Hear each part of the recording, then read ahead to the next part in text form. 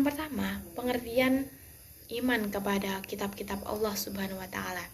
Iman kepada kitab Allah Subhanahu wa taala berarti kita mempercayai dan meyakini dengan sepenuh hati bahwa Allah Subhanahu wa taala telah menurunkan kitab-kitabnya kepada para rasulnya.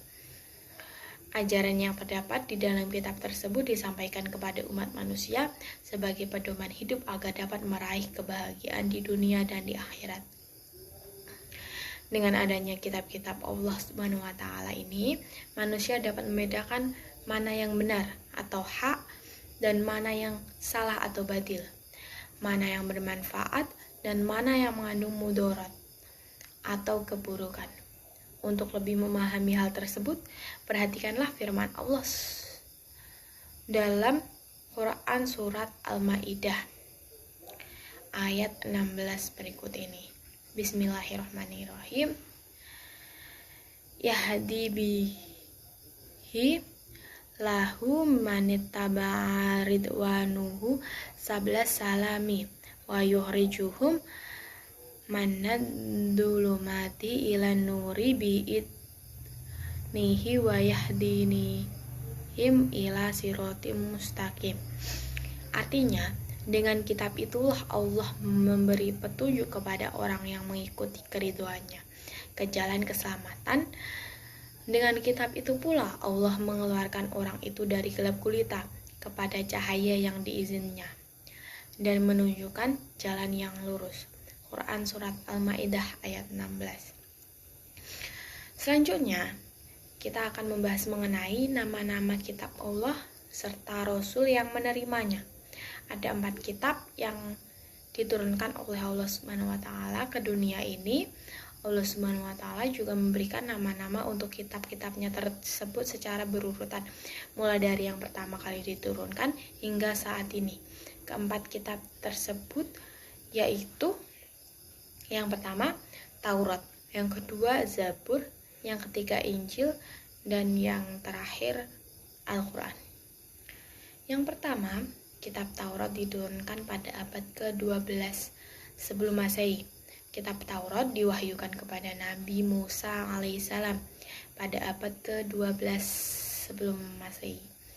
Nama Taurat berarti hukum atau syariat. Pada saat itu Nabi Musa alaihissalam diutus oleh Allah Subhanahu wa taala untuk berdakwah kepada bangsa Bani Israel. Oleh karena itu, tepat sekali kalau kita meyakini bahwa kitab Taurat diperuntukkan sebagai pedoman dan petunjuk hidup bagi kaum Bani Israel saat itu. Adapun bahasa yang digunakan dalam kitab Taurat adalah bahasa Ibrani yang tertuang dalam firman Allah Subhanahu wa taala dalam Quran surat Al-Mu'minun ayat 49 berikut ini. Bismillahirrahmanirrahim. Walaqad ataina Musal kitaba la'allahum yahtadun. Artinya, dan sungguh telah kami anugerahi kepada Musa kitab Taurat agar mereka Bani Israel mendapat petunjuk. Kitab Taurat yang diturunkan Allah Subhanahu wa taala kepada Nabi Musa alaihissalam untuk Bani Israel atau kaum Yahudi agar mereka senantiasa berada dalam jalan kebenaran. Selanjutnya, adapun pokok-pokok ajaran yang ada dalam kitab Taurat yang diturunkan di Bukit Sinai tersebut adalah sebagai berikut. Yang pertama, perintah untuk mengesahkan Allah Subhanahu wa taala. Yang kedua, larangan menyembah patung atau berhala. Yang ketiga, larangan menyebut nama Allah Subhanahu wa taala dengan sia-sia. Yang keempat, perintah menyucikan hari Sabtu.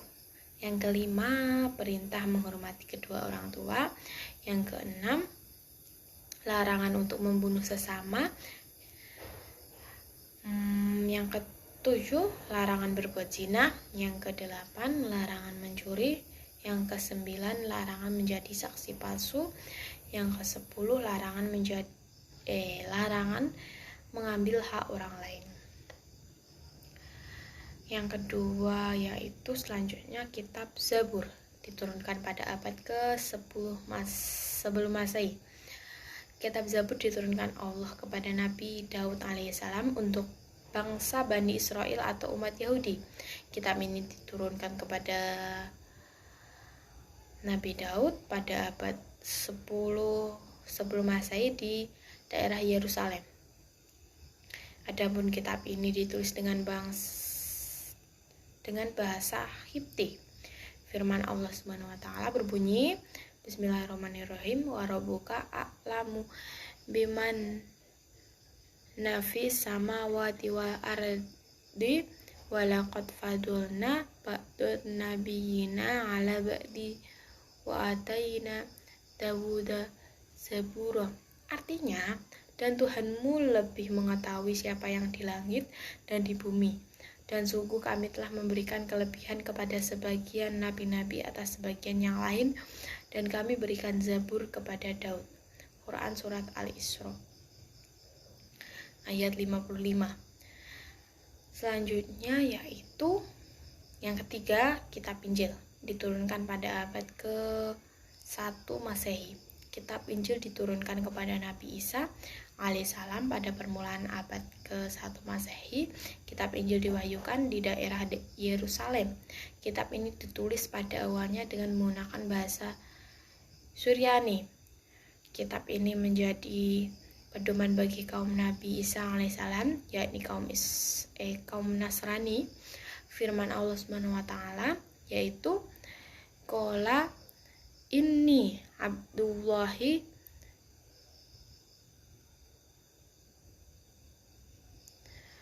ataini kitaba wa ja'alaini nabiyya. Artinya, dia Isa berkata, sesungguhnya aku hamba Allah. Dia memberiku kitab Injil dan dia menjadikan aku seorang nabi. Quran Surat Maryam ayat 30. Kitab Injil ini berisi ajaran pokok yang sama dengan kitab-kitab sebelumnya. Namun ada yang menghapus sebagian ajaran kitab Taurat yang sudah tidak sesuai pada zaman itu. Secara umum, kitab Injil berisi tentang yang pertama yaitu perintah untuk kembali mengesahkan Allah Subhanahu wa taala. Yang kedua, membenarkan kitab Taurat. Yang ketiga, menghapus beberapa hukum dalam kitab Taurat yang tidak lagi sesuai dengan perkembangan zaman. Yang keempat, menjelaskan bahwa kelak akan datang kembali Rasul setelah Nabi Isa, yaitu Nabi Muhammad SAW. Di samping ada di kitab Injil, penjelasan ini juga terdapat di kitab Taurat. Selanjutnya yang terakhir yaitu kitab Al-Quran, diturunkan pada abad ke-7 Masehi, kurun waktu sekitar 611 sampai 632 Masehi.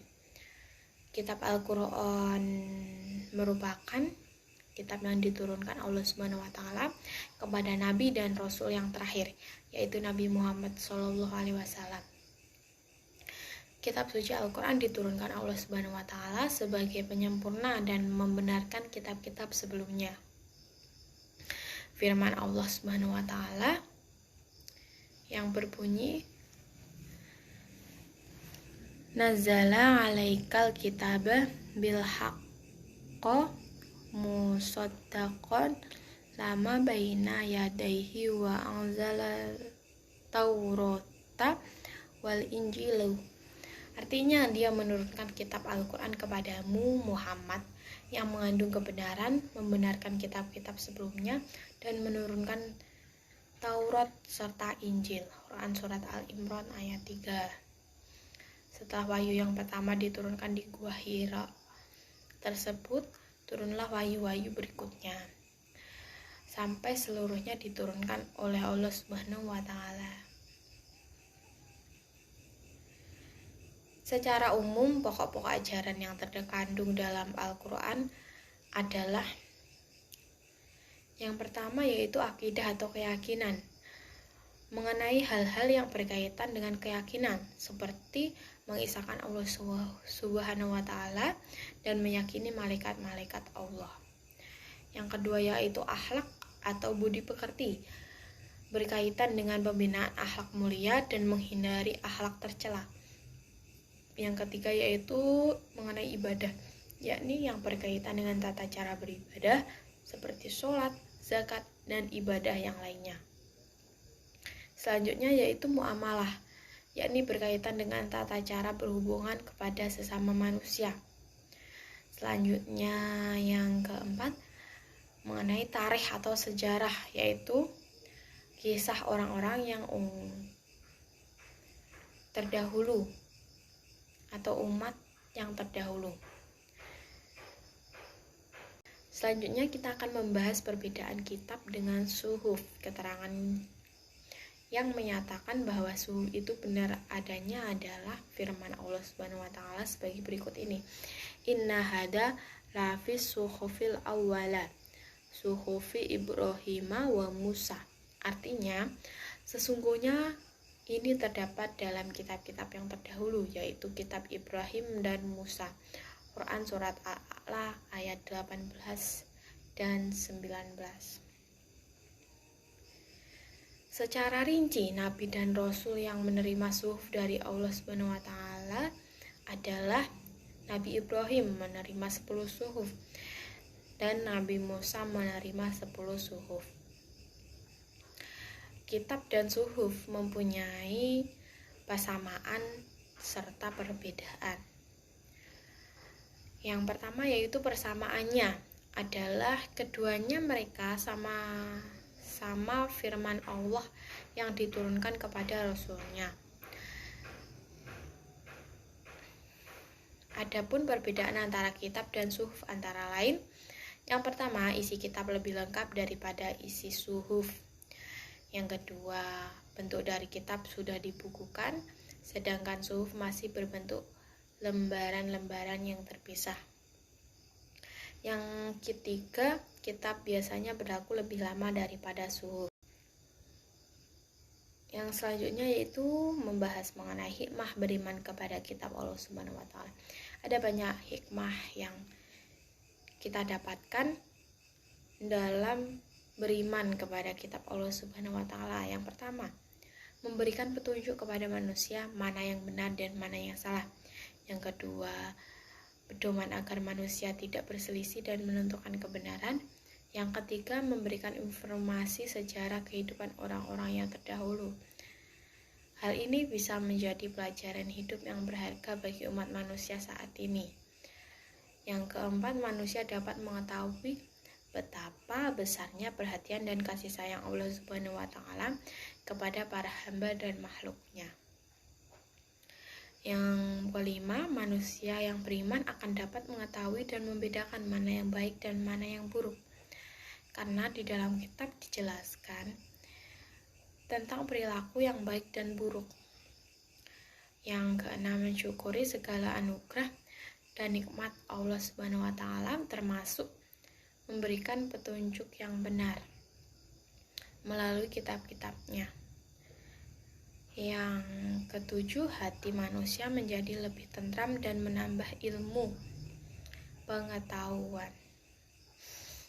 Yang selanjutnya, memiliki sikap toleransi yang tinggi karena kitab-kitab Allah Subhanahu wa Ta'ala memberikan penjelasan tentang penanaman sikap toleransi, saling menghormati dan menghargai orang lain, bahkan pemeluk agama lain. Selanjutnya, meningkatkan kesabaran dalam menerima cobaan, ujian, dan musibah yang menimpa pada dirinya.